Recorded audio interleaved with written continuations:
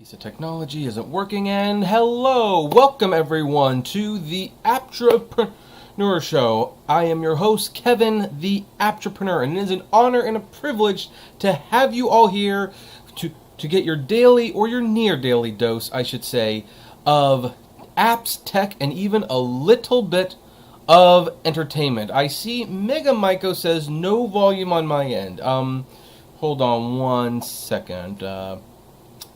Does it sound good now? We don't want to be doing a show with no volume. That would be very, very unprofessional. Only a failed journalist would do that one. Hey, Abstract Echo, how are you doing? So everything sounds good, folks? Everything sounds good? We good? You can actually hear what's going on. Let me turn on my volume just to... My volume's fine? Great. Okay, we have sound. So thank you so much for joining me. We have a, how should we put this? We have a fun episode today. We have a couple of serious topics to talk about, but we also have a lot of fun topics to talk about. And as you can probably figure out, the serious topics involve our favorite rideshare companies, and the fun topics involve entertainment. And just because I like to do it this way, we're going to be switching everything up. So if I do a story about rideshare, and then the next story I do about movies, don't go away just yet. We might just be coming right back to rideshare in a minute. But before we start, let me share a quick little story, because I have to admit, you shouldn't air your dirty laundry on YouTube. I know you shouldn't. But I gotta share this extreme disagreement that I had with my wife. Now, I want to stress that I love my wife. We're not getting cabin fever with each other. You know, she is still the love of my life, and she is bubbly, and most men only wish their wives were as nice as mine were. But once in a while, she says things that are just a little strange, that make you just look in dumbfoundedness about what's going on.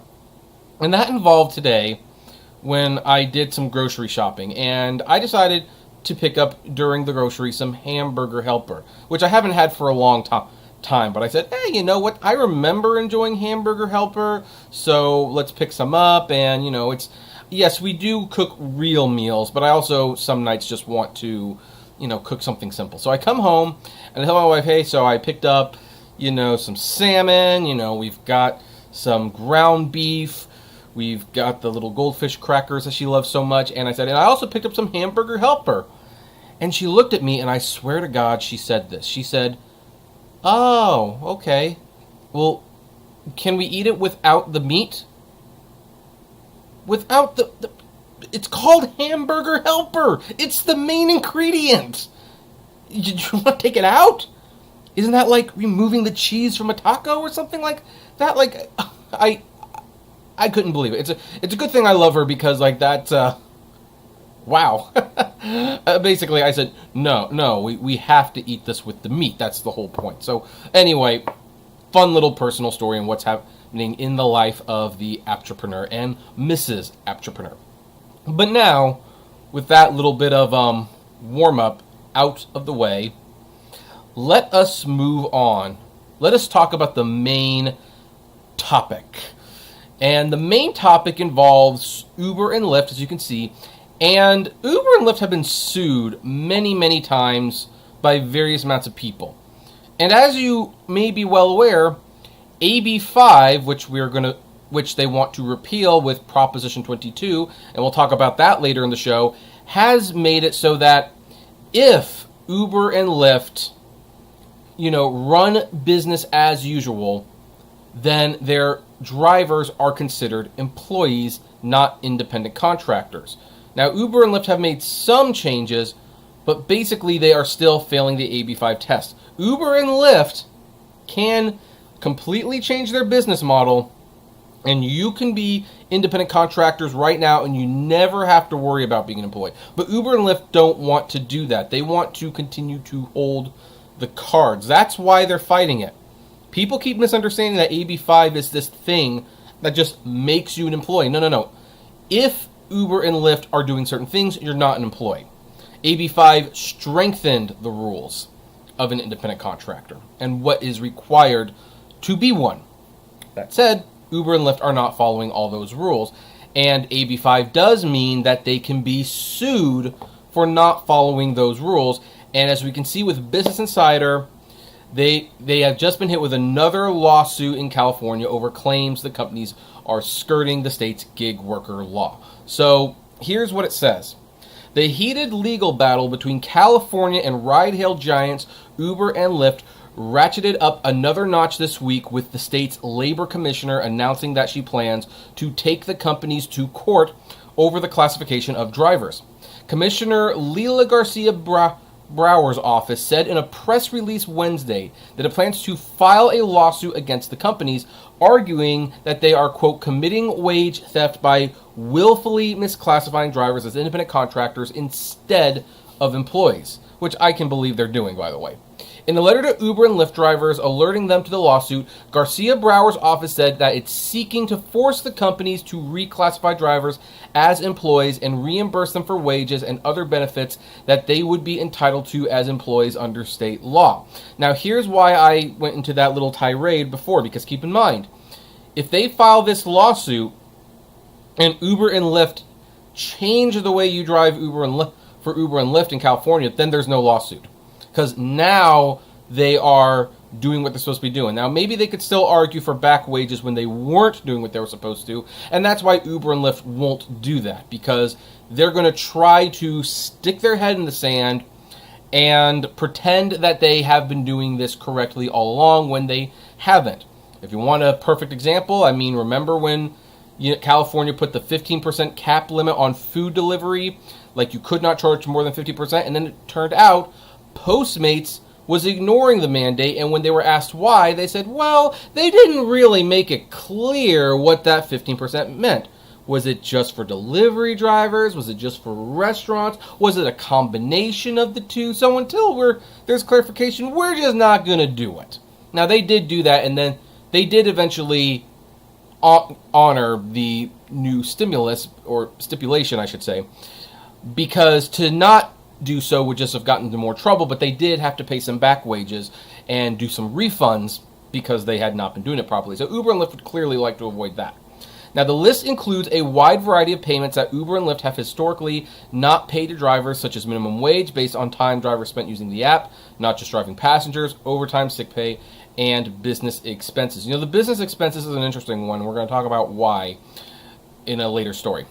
Quote, the vast majority of California drivers want to work independently, and we've already made significant changes to our app to ensure that remains the case under state law, an Uber spokesperson told Business Insider, adding the company hasn't been served with a lawsuit yet and therefore hasn't been able to review its specific claims.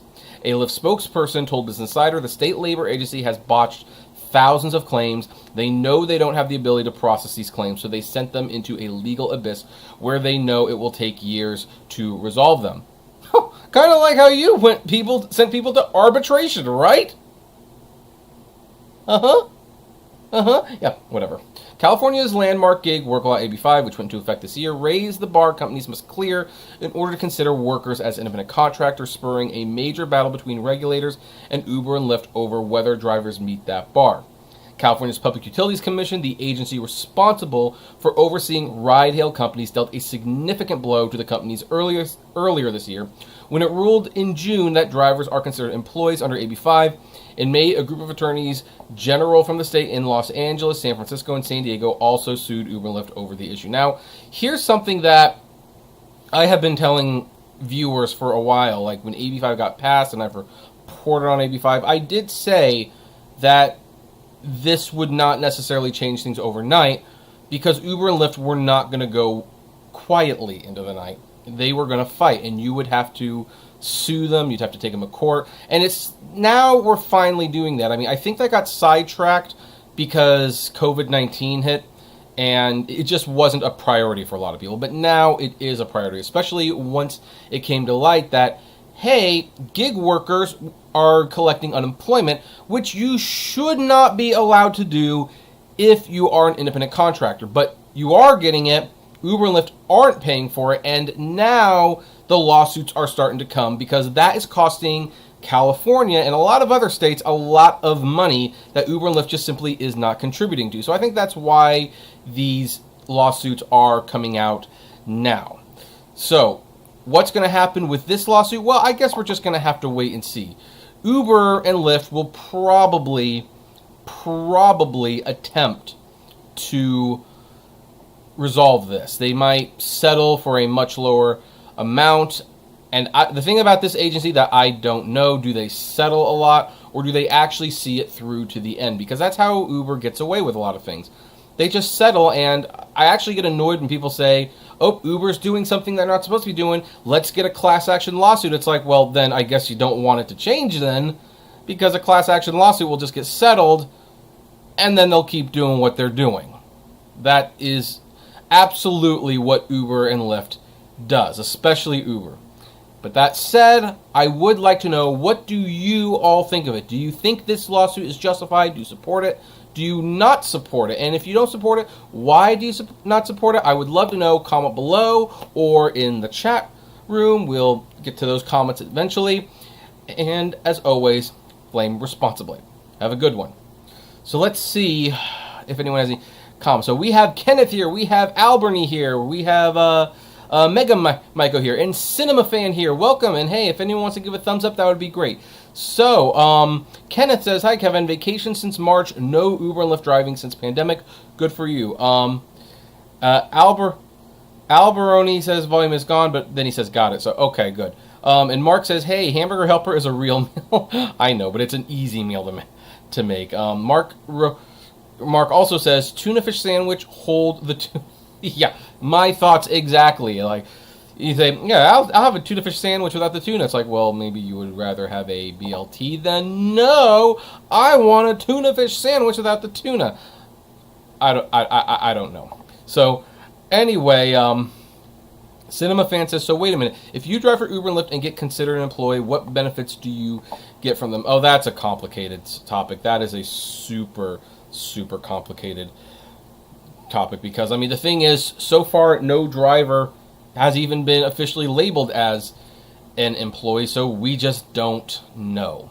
But anyway, keep those comments coming, folks. We're going to move on to main topic number 2, and this is going to be a bit of a brief one, but this story pretty much took the whole internet by storm yesterday. In fact, it took it so much by storm that I made a video reacting to it on the Failed Journalist channel, which if you have not subscribed to, feel free to do so now.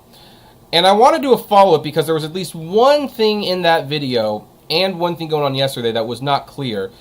But Mulan, major tentpole movie from Disney, is not going to be going to theaters in the United States or even in some international markets where theaters are open. It will instead be premiering on Disney Plus on September 4th.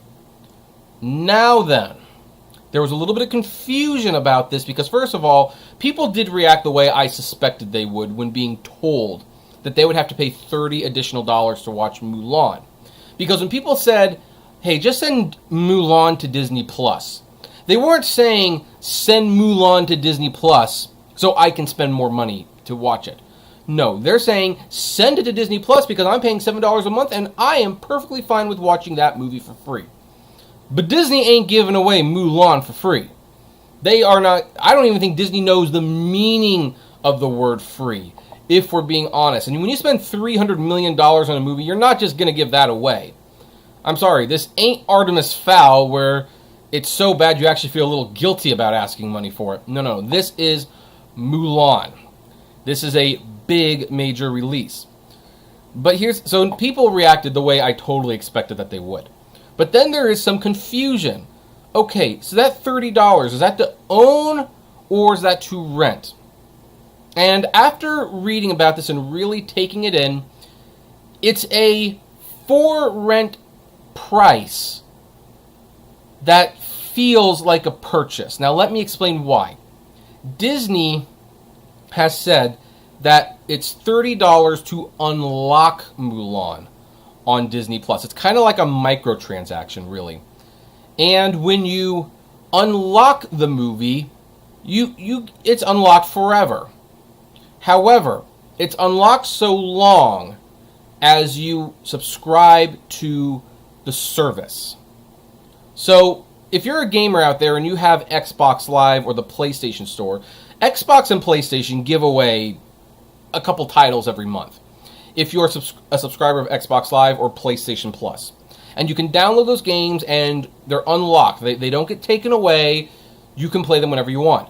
However, on the day that you decide, I don't want to pay for Xbox Live or PlayStation Plus anymore, those games become unusable. Now, they're still in your account, and whenever you reactivate your account, then you can watch them, or not watch them, you can play them again.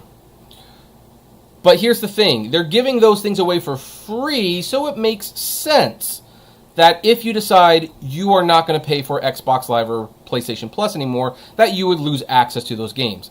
Disney is doing a very, very similar thing with Mulan. You can pay the $30, and you will unlock Mulan on Disney Plus forever. However, once that's done, if you decide one day that you are not going to subscribe to Disney Plus anymore, you lose access to that movie. And that is where you really have to stop and think if this is worth it or not. Because here's the thing, if you're going to pay $30 to go see it in theaters, at least you can get the IMAX, you can get the Dolby Atmos, the 40X, maybe the Screen X if you're feeling really kinky that day. But you're paying for an experience. You're not just paying for the movie. But when it comes to home, people are paying for the movie. There's no experience in watching Mulan on Disney Plus. There are hundreds of movies you can watch on Disney Plus without paying $30, and hundreds of movies you can watch on Netflix, and maybe not Hulu, but Hulu maybe has like a couple dozen. But there's a lot of stuff you can watch without paying extra money. And here's the thing, how many times are you going to log into your Disney Plus on another person's account? Like, for $30, buying it on iTunes or Vudu, something that you can kind of carry it with you, makes a lot of sense. But it doesn't really for this, especially since Mulan in 2 to 3 months is eventually going to be free on Disney Plus. Once they've stopped charging people for it, it'll just be available. And the thing is, we don't even know how long that's going to be. It could be 2 to 3 months, and then it's available on Disney Plus. Frankly, if it underperforms, it could be a month. And then, if you just waited a month, you could then, watch Mulan for free on Disney Plus. Personally, I'm hoping this is a major failure. I know that they're trying new models to get their money back. I do not want to give up the theatrical experience. And I don't want this to become the norm where I'm paying $30 to $40. And if they do this for Black Widow, it's going to be closer to $50. Just to essentially rent a movie that I am tethered to a service for. This is why I still buy physical media, because I don't want to be tethered to iTunes or Vudu or Fandango Now or AMC On Demand to watch my movies. I mean, I bought a few digital movies on those services that are really cheap, but it's kind of funny when it's like, oh, I want to watch Won't You Be My Neighbor, but I have to go to the Fandango Now app, which I almost never use. So, anyway, that should hopefully clear up the confusion on Mulan on Disney Plus. They're making it seem like you own it, but you really don't. It's a microtransaction model. You unlock it, and if you cancel your Disney Plus subscription service, guess what? You lose access to Mulan. So you decide to do what you want. My question is, knowing that now, are you going to do this? Would you, maybe not necessarily for Mulan, but would you do this for any movie? Does this sound like an appealing model to you? I would love to know. Comment below. Like, favorite, share, subscribe. And as always, flame responsibly. All right, let's look at some of the comments here. And Cinema Fan says, is Disney afraid of releasing Mulan theaters because it might lose money? The reason Disney is doing this is because yesterday they had their shareholders meeting, and they lost about $5 billion because of the coronavirus. And they had they needed something on hand to show that we can bring in some major money. And they announced this thing with Mulan. Now, I'm dubious that it's going to succeed, but what if it does succeed? What if the 60 million Disney Plus subscribers decide to do this? They might make a ton of money. And that's what they're hoping for, and the shareholders responded by making the stock go up. But who know? But then, who knows? I mean, this could totally blow up. I don't know. So Clean MPG said maybe Top Gun 2. See, I wouldn't do it for Top Gun 2. That's something that I'd want to see in IMAX. It had scenes shot with IMAX cameras. So, I don't mind spending $20 for a mid-tier film like The King of Staten Island if I can keep it. But not something like that. So anyway, that's my thoughts. And with that, oh, hold on, real quick.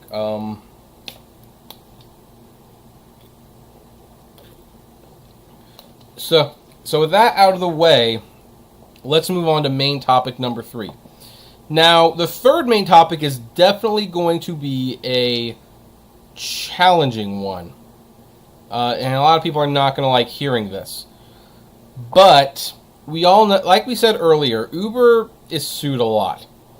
And they've been sued over everything, their surge, their algorithms, their arbitration, and price fixing. Well, one of the cases has been decided, and a judge has decided to uphold Uber's arbitration win in a price fixing case. This is from The Hill.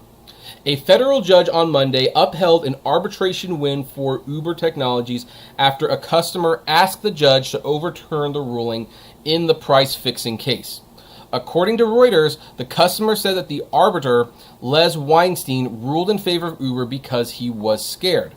U.S. District Judge Jed Rakoff in Manhattan said, however, that the claim lacked merit, adding Weinstein was simply joking when he said he dismissed the lawsuit in February out of fear. Now, that's a little concerning that a judge decided like that was the context. It probably was, but it probably wasn't too. That's the thing with Uber. You can never tell, and Uber rarely jokes about things like this. Let me rephrase that. Uber claims that when they say things about arbitration, deactivating people, it's like they're kidding. Like that's their defense. But what serious company kids about things like that? So the fact that the judge is adding that, the context where they was joking when he wasn't there, that's concerning to me. Anyway, he wrote, after carefully reviewing the full record, the court finds that the arbiter's concluding remarks, rather than a sincere confession of fear, were simply an attempt at humor, one of many made by the arbiter throughout the hearing. The class action over Uber's surge pricing model was initiated in 2015. The lawsuit sought a nationwide ban against surge pricing, during which Uber takes a higher portion of the driver's earnings. Uber has argued that drivers are independent contractors, not employees, and that they simply provide a platform for them to connect with riders. And of course, we've pointed out over and over again that that whole, we just provide the connection. It's like they still won't give you the customer's information so that you can make connections outside of Uber. It all has to be done in Uber. So anyway, I obviously disagree with this, if only because I don't think Uber was kidding. I don't think if this guy was kidding, it was in a very knowing way. There's a story at this company that I know. It's a big animation company. It's just an example. And their leader, or their boss at the time, who was no longer with the company, used to do things with women. And this is why I'm leaving names out, because, it wasn't verifiably proven. But it was an open secret that the boss of this animation company liked to kiss beautiful women and do things with them. And it would result in jokes where if women came in with certain clothes on, one of the under managers would say, "Oh, well, so-and-so's gonna like seeing you today." And it's like, okay, it's a joke, but there's a strong element of truth to it. And I think that's what happened here, and I'm a little disappointed that the judge decided it was a joke.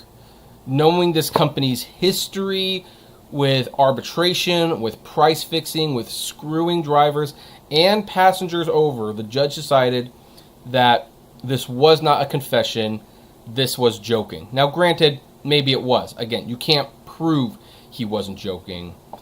In fact, if anything, I'd probably be more okay with this if the judge upheld the arbitration win on the mere basis like, well, you can't prove this is definitively a confession.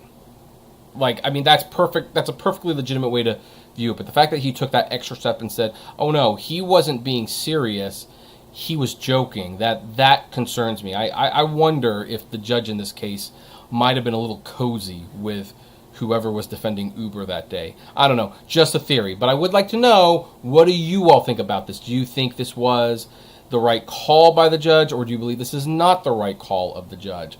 I'd love to know. Comment below. Like, favorite, share, subscribe. And as always, flame responsibly. Alright, so let's see. Some of you probably have some.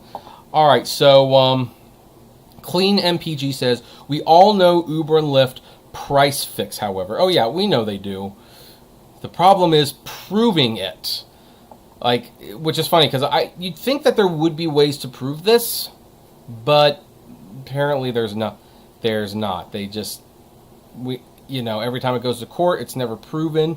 That's what happens to have a company where the people at top control the data. Like, if you don't have access to that data, it's like your chances of actually proving that any of this happened is pretty nil, to be perfectly honest. So, anyway, let's move on to a couple of fun topics before we get back to the serious stuff. And with main topic number 4, here's the thing. I know we live in an era of reboots and remakes and stuff, but there are some things that really should just be left alone. And one of them is the Ren and Stimpy show. Now, here's the thing. I love Ren and Stimpy. I really love Ren and Stimpy. I remember watching as a kid. That show holds up extremely well. When you watch it now, it's amazing it ever aired on Nickelodeon. It was so far ahead of its time. This would not be allowed on a kid's channel at all. And maybe that's why the new Ren and Stimpy show coming out is going to be a reimagining that will air on Comedy Central. But this is still not good news in any way. So here's what it says. A reimagined Ren and Stimpy will be returning to television after nearly 25 years off the air, without original creator John Kricfalusi, who was accused of sexual misconduct a few years back. And that's a problem. I mean, you might be looking at me like, what are you saying? Trust me, I'll explain. Comedy Central has greenlit the new series based off the groundbreaking Nickelodeon cartoon that originally aired from 1991 to 1996, of which, by the way, there's only 3 seasons during that time. Like, this show was not productively very fast. Viacom CBS, the owner of both cable networks, has provided few details of the reboot, but says that a new creative team at Nickelodeon Animation Studios will helm the project.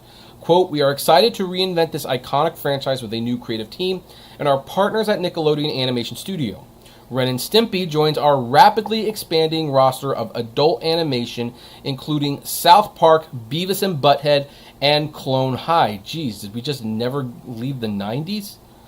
As we continue to reimagine our treasure chest of beloved IP for new generations.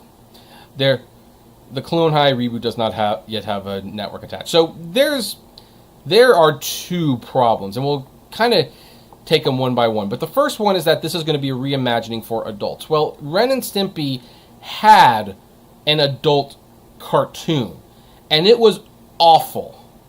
You want to know how awful it was? This thing was canceled after 2 episodes, and it only aired 3 of the 6 that were made, and 13 were ordered. Like, the reception to this thing was just putrid. I remember actually watching the premiere episode on Spike TV with my brother and my cousins. And keep in mind, I'm like 16, I believe, and they're like 14, 13, 12. We're all like definitely looking for some adult humor.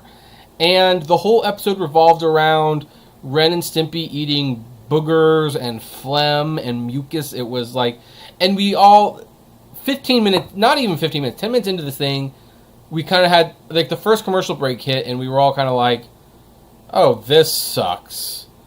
This is a charming show, and it wasn't funny, and so we've seen what Ren and Stimpy do with an adult concept party. I'm not interested in seeing that again. But here's the other reason. This man, the creator of Ren and Stimpy, will not be involved. Now, let me paraphrase by saying he shouldn't be involved. This guy, and I am definitely a separate the art from the artist type of guy, but this guy definitely has done some very illegal behavior. I do believe he should be in jail, and so I am not surprised they do not want to hire him back. And he has admitted to doing these things.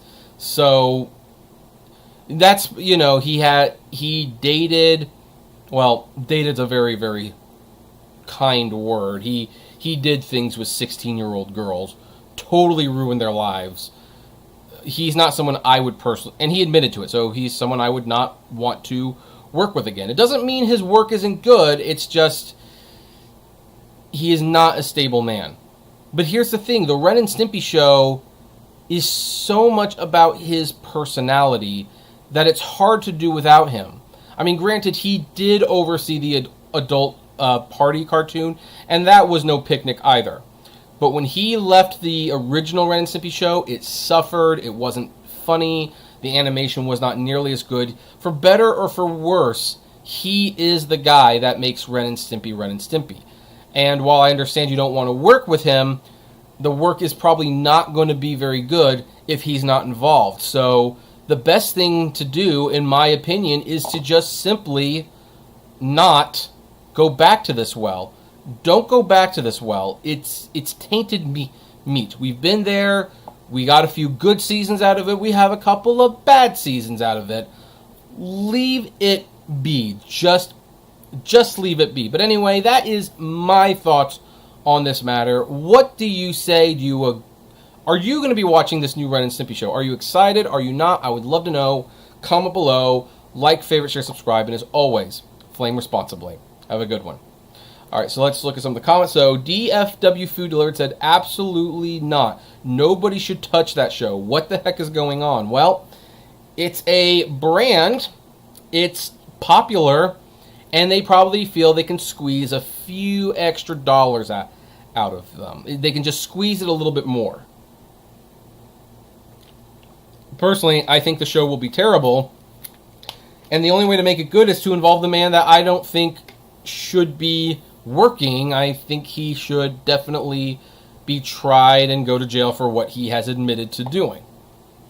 But anyway, that's just me. So let's move on to our next fun topic before we go back to all serious discussions. But there are some stories that I read, and I have this thought once in a while. I read a headline, I see a story is trending, I see people are taking this really seriously, and I look at these stories and I'm like, do people want Donald Trump to win? I mean, seriously, it seems like most people do not want Donald Trump to be the president the next 4 years. I'm pretty sure the Democrats don't, and people who are on the left certainly don't, and yet they do stupid things that make the average person look at them like, do I really want the left in charge if this is what they're going to be focusing on? What am I talking about? It's this. Kindergarten cop pulled from Portland theater after complaints it romanticizes over policing. What? This is not The Onion. This is not Babylon Bee. This is the Washington Times. And it's on the LA Times and the New York Times and the New York Post and the Chicago Tribune. Everyone's reporting on this. This is a real thing. We're actually concerned about this movie. Anyway, let's look at this absolute insanity. And by the way, full disclosure, I love Kindergarten Cop. I actually have watched it several times. I think it's probably one of Schwarzenegger's best movies, no joke. Granted, Terminator 2 will always be the best thing he did. But I think Kindergarten Cop is probably the one movie he did where it's like, I think he displayed like real charm as an actor, not just an action hero. Anyway, A Portland theater has canceled an upcoming screening of the Arnold Schwarzenegger comedy Kindergarten Cop after people complained the movie sympathizes with law enforcement. Because that's the big thing on the left right now. The big thing on the left is you can't have cops that are shown in sympathetic lights. Never mind they have a really bad job, and they are not trained to deal with half of the situations that they come up with when it comes to people with mental health issues. And, you know, if you're in trouble, they're one of the first people you're going to call. But we can't make them look human. You know, they're monsters right now, and I don't agree with that.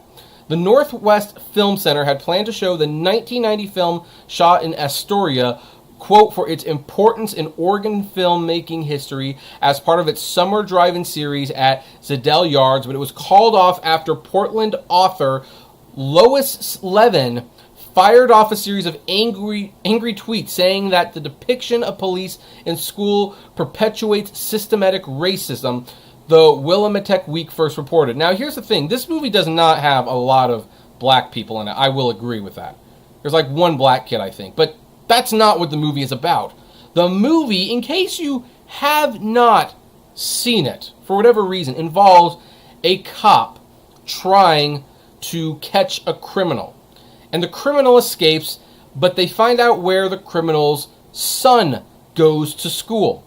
And Schwarzenegger's partner is going to pose as a teacher. It's going to be an undercover thing.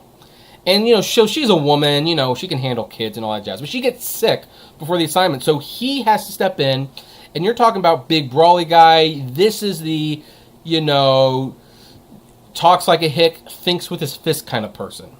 He is not emotionally prepared to deal with kids, but he's going to be around them just in case the criminal who he's looking for comes to see his son.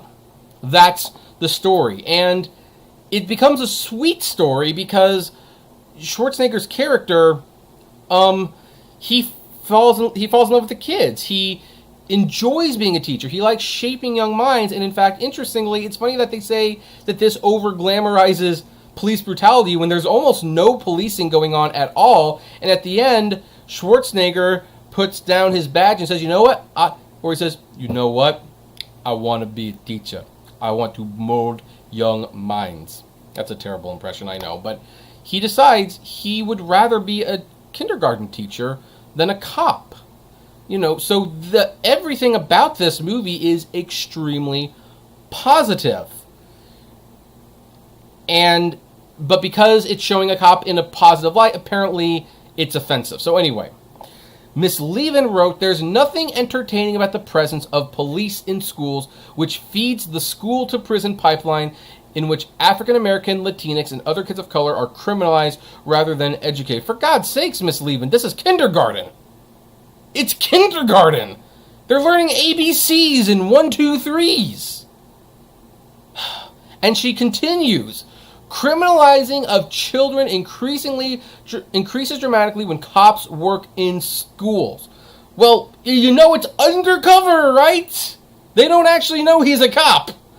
Yes, Kindergarten Cop is only a movie. So are Birth of a Nation and Gone with the Wind, but we recognize films like these as not only good family fun, they are relics of how pop culture feeds racist assumptions. Kindergarten Cop romanticizes over-policing in the U.S. Again, they don't know he's a cop. By the way, funny thing, Birth of a Nation, not rated. Gone with the Wind is rated G. Gone with the Wind is rated G. Like, it's actually rated G. General audiences, all ages admitted. Kindergarten Cop is rated PG-13. And if you look up Roger Ebert's classic review of the movie, and he gave it 3 stars, and, you know, he gave his usual, review about why he likes it. At the end, wrote, warning, this is not a film appropriate for smaller children. Despite the title and the ad campaign, which makes it look like a sweet and jolly fun fest, the movie contains images sure to be terrifying to grade schoolers, such as a man setting the school on fire, small children kidnapped and terrorized by the villains, not the police, a father slapping his child, and so forth. In context and for mature viewers, the scenes have a purpose and the movie works, but it'll be nightmare time for smaller children who see it. Oh yeah, that sounds like a family-friendly film. Anyway, the Northwest Film Center responded to Miss Levin's tweets, writing that it would instead show a second screening of John Lewis' Good Trouble in honor of late Congressman after the first screening scheduled for August 7th sold out. Fine, I have no issues with that. Have a second screening. It seems like people really want to watch that. Then show Kindergarten Cop. Now, Miss Levin, who by the way has privated her Twitter account because I think people are pretty upset with her, she got this thing trending, and so not only were a lot of people on Twitter in agreement with her saying, oh yeah, you can't show a cop in a good light, but then it came up that the movie was homophobic and transphobic. You want to know why it's transphobic? Because there's a joke in there where a 5-year-old boy says to Arnold Schwarzenegger's character, boys have a penis and a girl has a vagina. And now it's transphobic. I mean, jeez, can nobody just watch a movie and have fun anymore? Can nobody just have fun? This is why I see stories like this, and it's like, do you want Donald Trump to win? Because here's the thing. I don't like Trump very much. I definitely think we're in for a bad time if he gets another 4 years.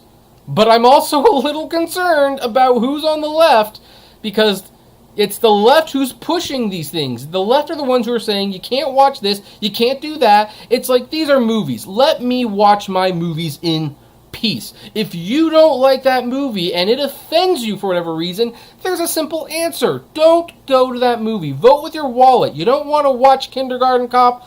Don't watch Kindergarten Cop. But don't tell me I can't watch Kindergarten Cop.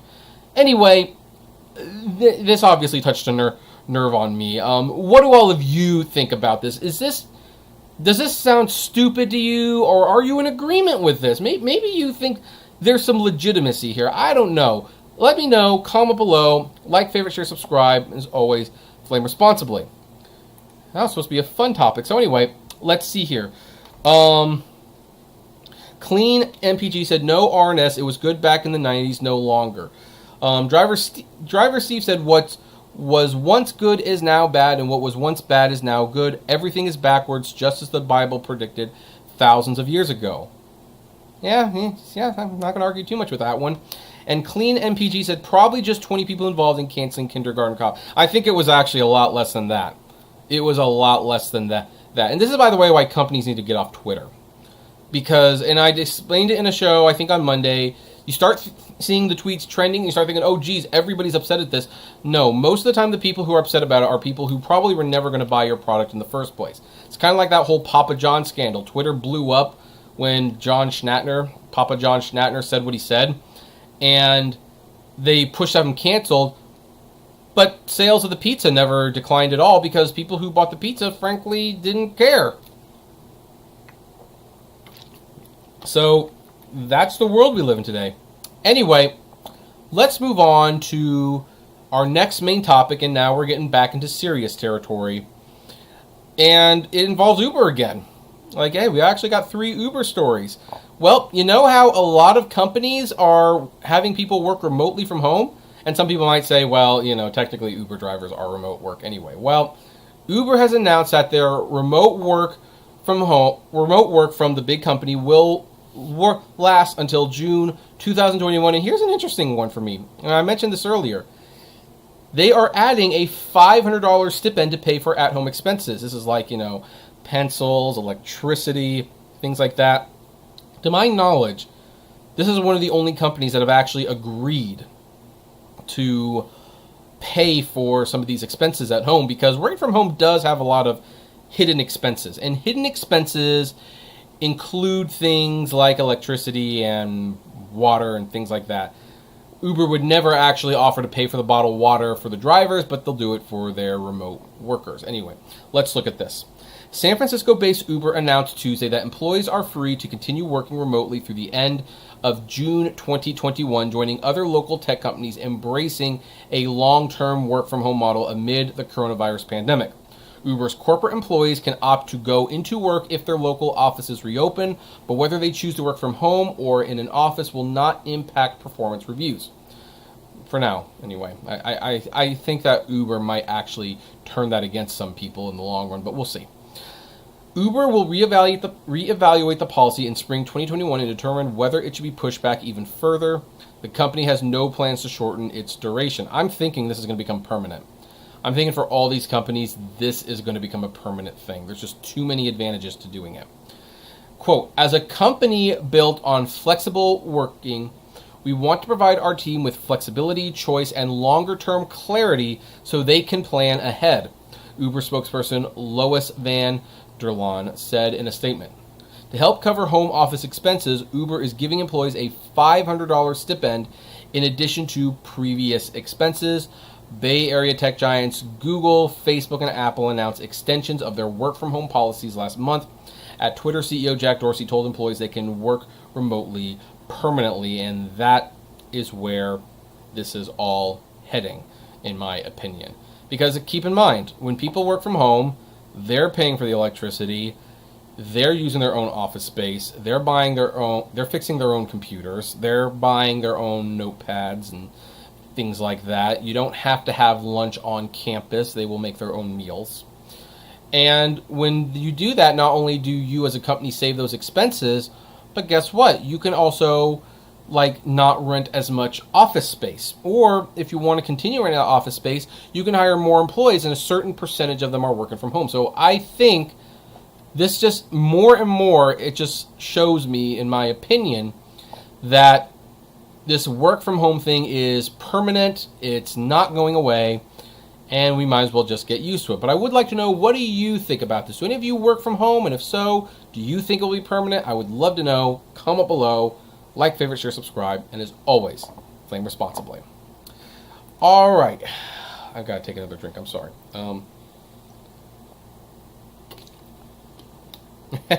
So Clean MPG said, to help, they can lower their employees' wages by 75% over the next 5 years, too, like they did for drivers. They might just do that.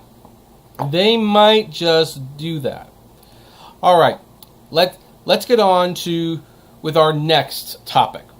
And you know that we have talked a little bit, not as much as I would have liked, but a little bit about how tech companies were being grilled by Congress for antitrust practices. And I predicted that not a lot of harm would happen because Republicans and Democrats were divided on what they were doing wrong exactly.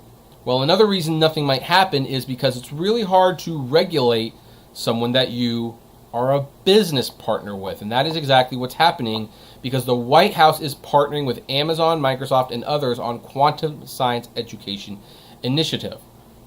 Basically, well, let's look at what this, let me put it in their words. But this is what it is.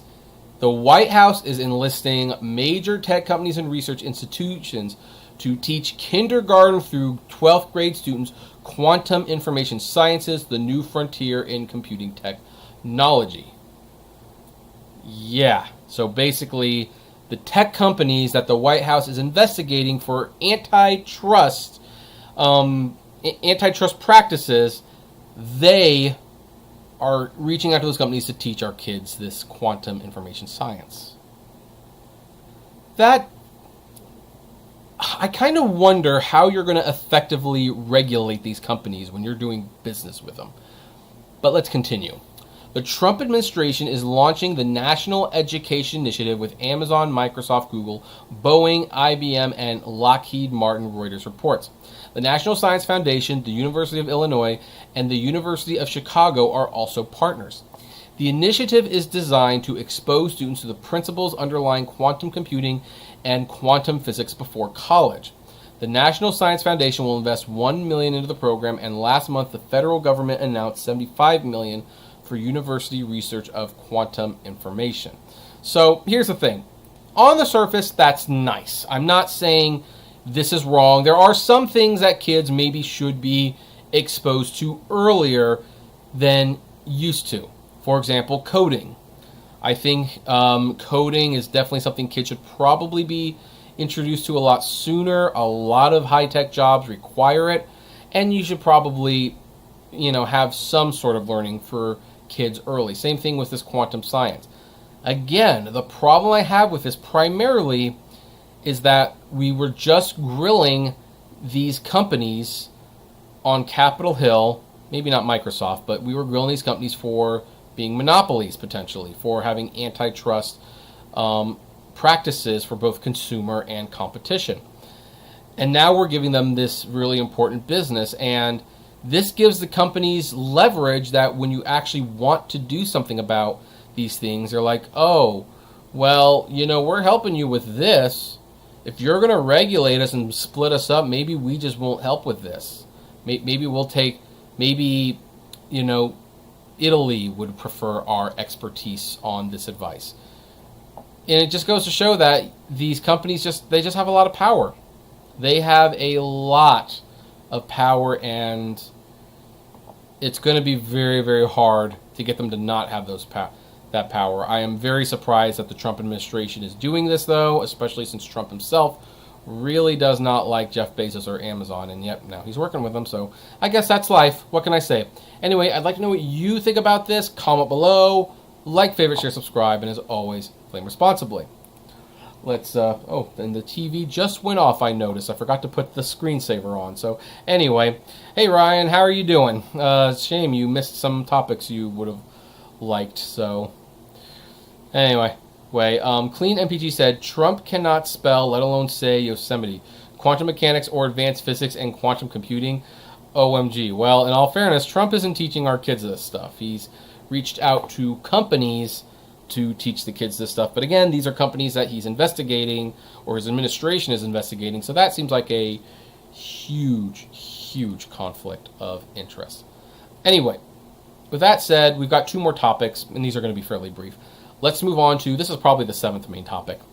And our seventh main topic involves Google Stadia, which has been struggling since its inception. And by the way, I don't think Google Stadia is going to last through the end of the year, or maybe not through the end of next year. I think once the xCloud comes out, it's going to be dead.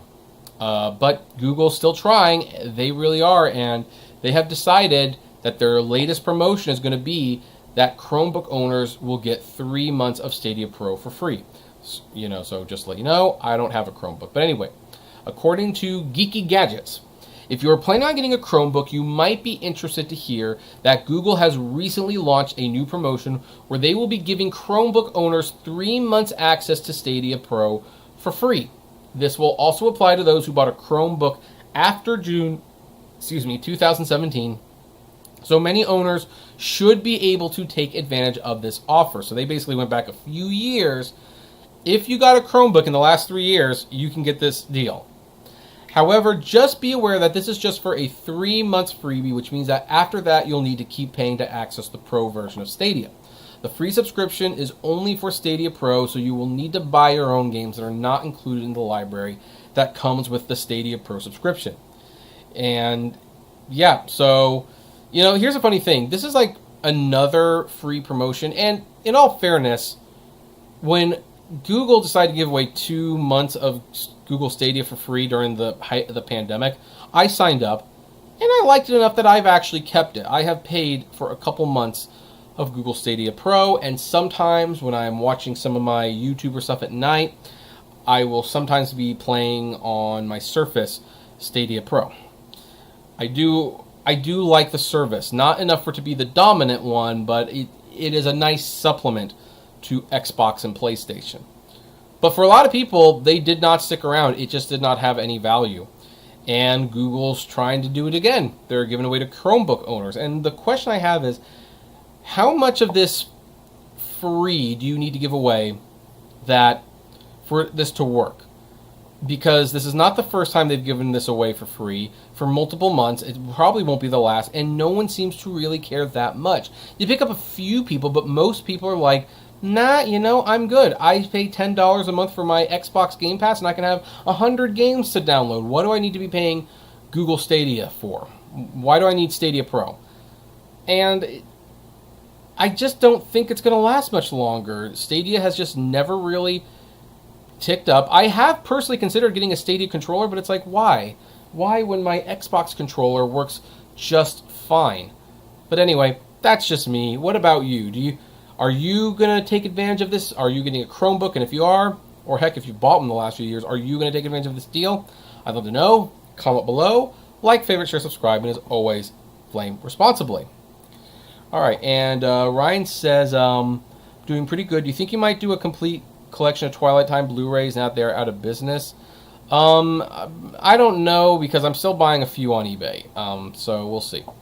Anyway, let's move on to our final main topic. And this final main topic is very brief.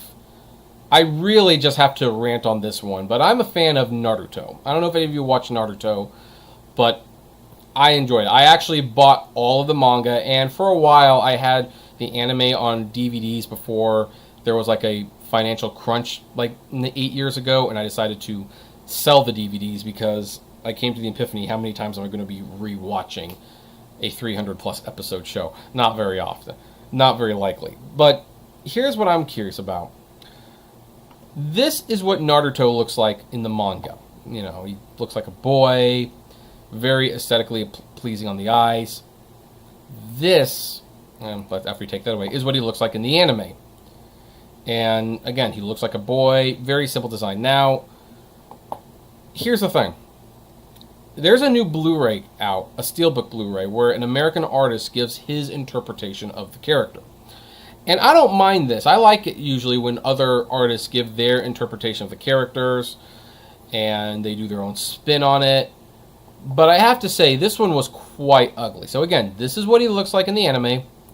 This is what he looks like in the manga. And this is what he looks like on this new Blu-ray. Oh God, does that look bad. There is nothing that's appealing about this picture. I mean, they made him literally look like a cat. Like, he looks like Dennis the Menace with whiskers or something. This is an ugly, ugly image. And here's the thing, it's not like the artwork is bad. When you look at, like, you know, the horses, the ice, you have the villain here. You go to the back and look, that's pretty epic. If this were for X-Men or something, this would make a lot of sense. But it's not. And I'm having a hard time seeing how this character, or even this character, is supposed to equate to this one. Viz, what did you do? Please do not do this for Sailor Moon. Anyway, again, that's my brief comment on that one. What's your reaction to that design? Does that look good to you? I don't know. That looks pretty bad to me. I'd love to know. Comment below. Like, favorite, share, subscribe. And as always, flame responsibly. Have a good one. All right. And that is the end of the show. Clean MPG says, good show, Kevin. Thanks and have a great week. Oh, thanks. You too. I really appreciate it. Anyway, folks, that is where we are going to end. Thank you so much for tuning in, for the likes, for the shares, all that jazz. Tomorrow will be replays, and we will be, for any topic you miss, we'll be sharing the replays on Thursday, Saturday, and Sunday. And we'll be back Friday with a new episode of the Apptrepreneur Show. I am your host, once again, Kevin the Apptrepreneur. Thank you, and have a good one.